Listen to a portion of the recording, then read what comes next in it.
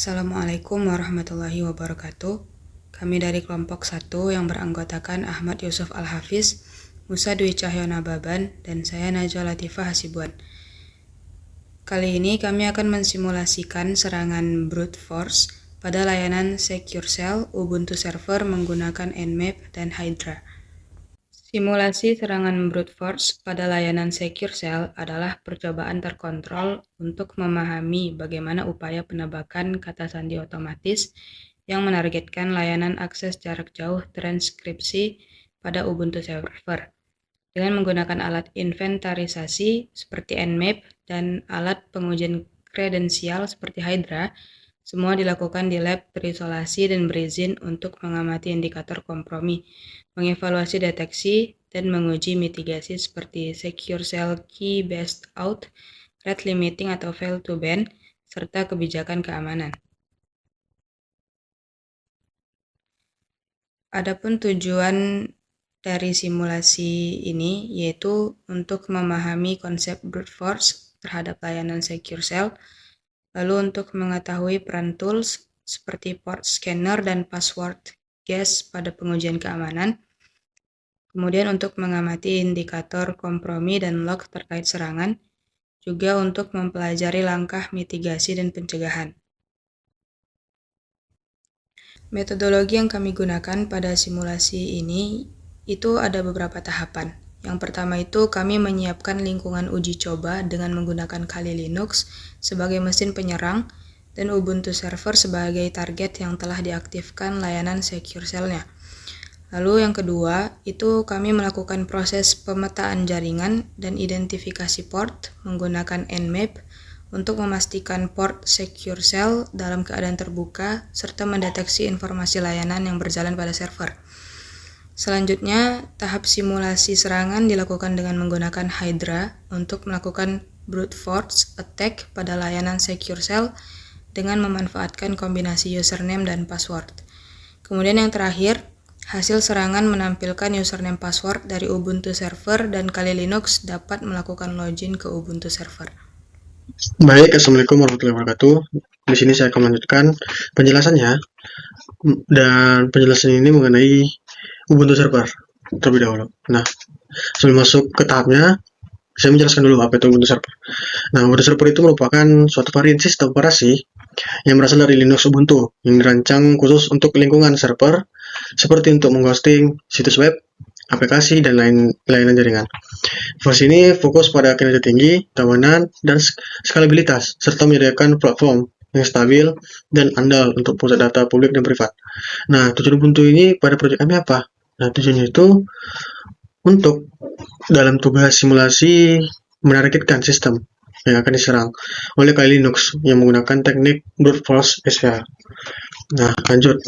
Pada tahap pertama, itu pada perintah pertama, yaitu sudo systemctl status SSH.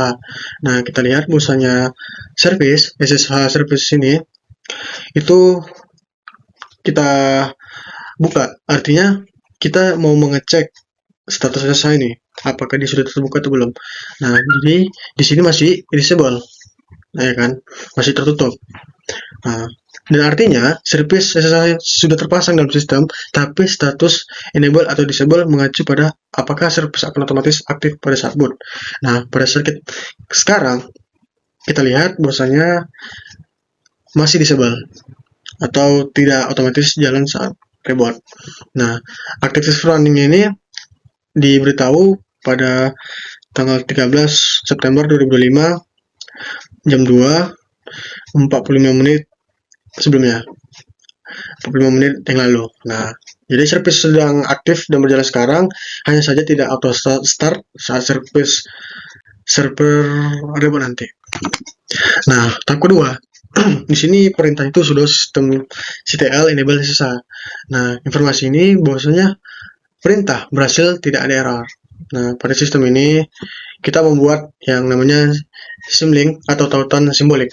Nah, jadi sistem itu ya dari etc user lib bla bla bla gitulah. Nah, hasilnya apa? Hasilnya itu sekarang service SSH sudah di enable, artinya kan otomatis setiap kali server robot Nah, sebelumnya status disable, jadi SSH hanya bekerja manual. Dengan status ini kamu tidak perlu start ulang SSH secara manual setelah server direboot. Seperti itu. Nah, lanjut tahap ketiga. Bahwasanya si sistem server ini sudah enable. Nah, kita baca pada ppt load digunakan untuk mengaktifkan SSH agar auto start saat booting. Nah, sistem membuat SMLink yang artinya menandakan service SSH otomatis dijalankan pada mode multi-user. Dan SSH sudah enable dan running. Sekarang SSH akan otomatis aktif setiap kali server reboot. Nah, kondisinya yang tadinya leaded jadi enable dan aktif saat running. Log masih menunjukkan serangan brute force, tapi koneksi user Ahmad berhasil masuk. Nah, yang keempat, kita masuk ke tahap perintah sudo user Musa, yang dimana tujuannya ini untuk menambah akun baru agar bisa login ke server, memberikan home directory dan password sendiri, memisahkan akses setiap user supaya lebih aman. Hasilnya user Musa berhasil dibuat, punya home directory dan terdaftar di grup Musa dan grup user. Bisa login dengan password yang sudah dibuat. Nah, jadi tujuannya ini yang utamanya ini untuk menyerang si Musa ini. Untuk menyerang akunnya si Musa, seperti itu. Nah, untuk tahap selanjutnya yang dimana kita akan menggunakan Kali Linux, ya, yang akan dijelaskan oleh teman saya Ahmad Yusuf Al-Hafiz. Sekian saya. Saya di sini akan menjelaskan langkah-langkah penyerangan brute force menggunakan Kali Linux dan juga Ubuntu servernya. Di sini yang akan kami jadikan target serang adalah SSH atau secure shell dari Ubuntu servernya itu. Sebelumnya kita harus menginstal Open SSH-nya. Di sini saya sudah melakukan installing terhadap Open SSH karena sudah berhasil saya install. Maka di sini kita akan cek status dari si SSH-nya apakah sudah terbuka atau belum. Maka dengan sudo system ctl kita cek statusnya si SSH. Sistem ctl oke betul. Nah, di sini terlihat bahwasanya sistem SSH-nya sudah enable atau sudah terbuka. Jadi kita berarti sudah bisa melakukan penyerangan terhadap si SSH Ubuntu servernya. Nah, kita akan melakukan kita akan pilih si user yang mana yang bakal kita jadi target serangan. Nah, di sini kan yang saya ada di sini yaitu adalah Yusuf. Nama usernya Yusuf, tapi saya sudah buat user yang baru namanya Musa. Kita cek aja dengan cara cek etc kartu password. Oke. Nah, di sini terlihat bahwasanya ada yang namanya di sini usernya Musa. Ini akan jadi target serangan kita. Lalu kita di Kali Linuxnya kita melakukan cek IP address dulu. Nah, ini IP addressnya. Kenapa kita hanya melakukan satu kali cek IP address? Di sini saya melakukan cek IP address karena dari kedua virtual mesin ini sudah saling terhubung terhadap si networknya sudah saling terhubung. Itu settingnya bisa ada di VirtualBox-nya. Jadi sama-sama saya buat networknya yang sama. Nah, caranya itu untuk melakukan penyerangannya kita pertama melakukan scanning menggunakan nmap. Kita gunakan nmap min p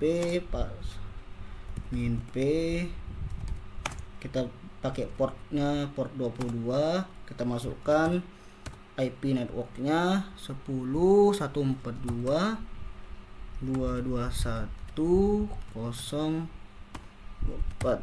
Kita enter, lalu nmap akan melakukan scanning terhadap IP networknya. Nah, di sini sudah ada daftar list IP address yang ada di IP network tersebut. Di sini dapat kita lihat yang terbuka itu hanya satu.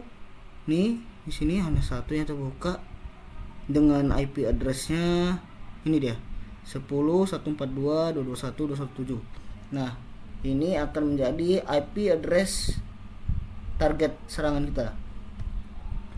Saatnya kita melakukan serangan sebelum kita melakukan serangan, kita akan membuat word list, yaitu list untuk user dan passwordnya. Karena di sini di sistem brute force itu kita harus menebak si user dan password dari si IP addressnya ini. Nah, kita buat apa nih? Kita buat word listnya echo kita buat apa ya? Namanya kita buat aja root gitu kan, root baru tuh kita buat namanya home mungkin kan, baru nama saya Yusuf gitu kan, Yusuf atau Ahmad tuh, kita juga bisa Musa. Oke, baru kita masukkan untuk yang ini kan nasi user ya, belum passwordnya.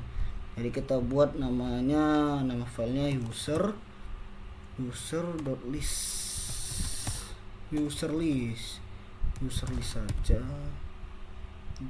.txt. Oke, sudah ada. Lalu kita buat juga untuk si password list. Kita buat password list 123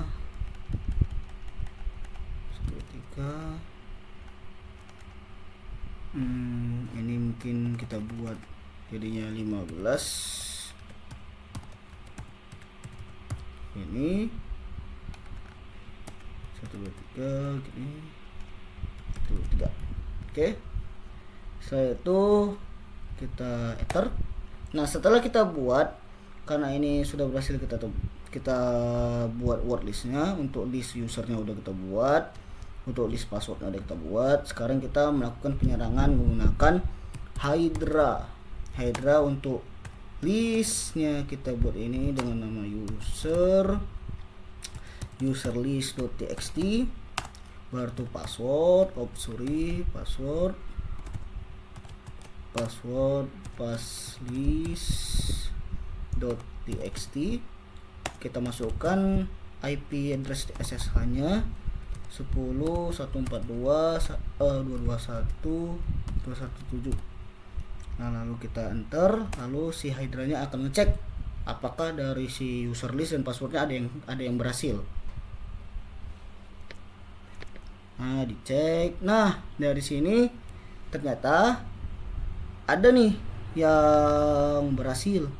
Ada yang namanya Musa dan passwordnya Musa13.